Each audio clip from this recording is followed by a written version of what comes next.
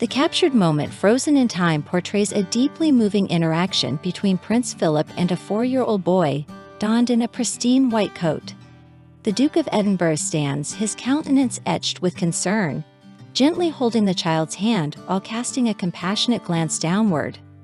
On the opposite side, the boy's mother, Jacqueline Kennedy, gazes appreciatively at the Duke, her eyes echoing gratitude for his tender gesture. In this poignant photograph, Jacqueline Kennedy, the widow of John Fitzgerald Kennedy, the 35th President of the United States, finds solace in the companionship and support extended by the British royal family during a period of profound grief. Their son, John Jr., just 4.5 years old, had already forged a connection with Prince Philip during their initial encounter at the White House on the day of JFK's funeral.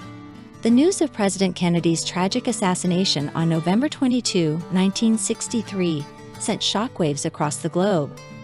Upon learning of this heart-wrenching event, the Queen, Prince Philip, and the Queen Mother conveyed their heartfelt condolences to Jackie Kennedy. With the funeral slated a mere 3 days later, urgent arrangements were made for British representatives to attend the ceremony and express solidarity with the grieving nation. During this time, Queen Elizabeth II was expecting Prince Edward, necessitating Prince Philip to stand in her stead at the funeral held in Washington. Accompanied by the Prime Minister, Alec Douglas-Home, his wife, and Harold Wilson, the leader of the opposition, the Duke of Edinburgh made the journey from London to pay respects to the fallen president. Additionally, the Duke and Duchess of Devonshire, connected through familial ties as Andrew Devonshire's older brother had married JFK's sister Kathleen, were also part of the solemn delegation. Reflecting on the journey to Washington, Deborah Devonshire recounted an instance where Prince Philip engaged in a conversation about airplanes with Wilson, delving into intricate technical details that left her mind wandering.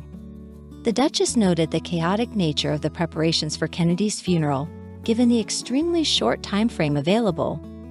Upon arriving at St. Matthew's Cathedral for the service, Prince Philip encountered a lack of designated seating, prompting the Douglas-Homes to accommodate him by relocating further back within the cathedral. Witnessing the solemn proceedings, Debo observed Prince Philip's somber demeanor on the cathedral steps as he struggled to contain his emotions, while others openly wept during poignant moments, such as John Jr. saluting his father's casket. Inside the cathedral, the heart-rending scene continued as John Jr., celebrating his 3rd birthday that day, cried out for his daddy, yearning to be held. At JFK's interment at Arlington ceremony, access for the prince remained limited, with the Duchess noting his positioning at the back among soldiers, away from the foreign visitors leaving the grave. However, amidst these challenging moments, Jackie Kennedy bestowed a special acknowledgement upon Prince Philip. Later that day at the White House, a grand reception unfolded, hosting 220 representatives from 92 countries, a remarkable gathering of dignitaries unprecedented since Britain's Edward VI's funeral in 1910. The photograph encapsulates a moment of profound empathy and support, illustrating the enduring bond between the British royal family and the Kennedy family during a time of immense sorrow.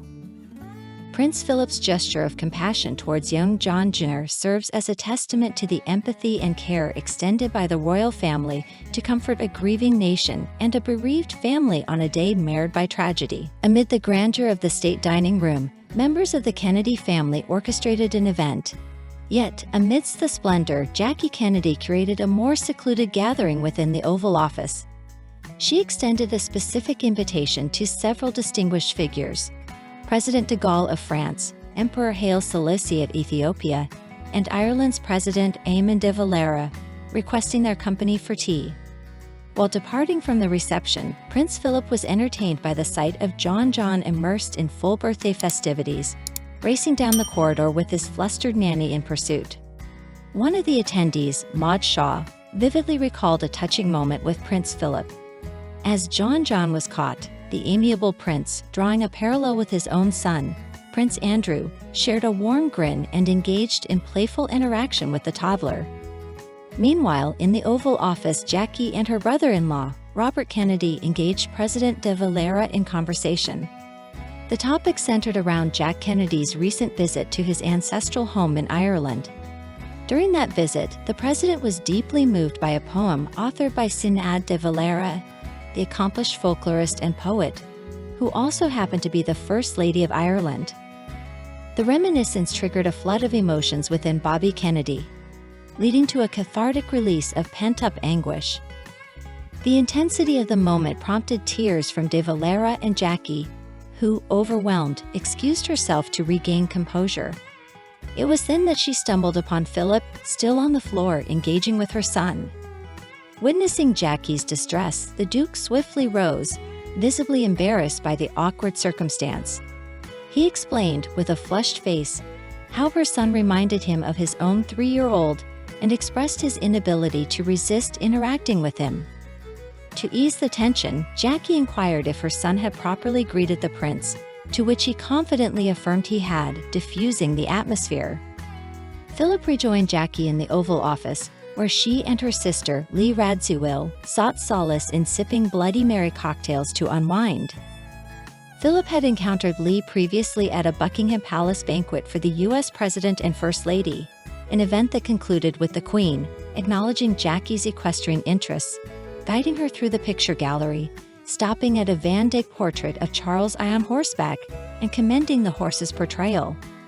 Reflecting on their previous encounter, Lee recounted being accompanied by Philip during the gallery tour, where he humorously remarked on walking 3 steps behind her, akin to his own situation. Jackie had earlier confided to writer Gore Vidal her perception of Philip as nice but nervous.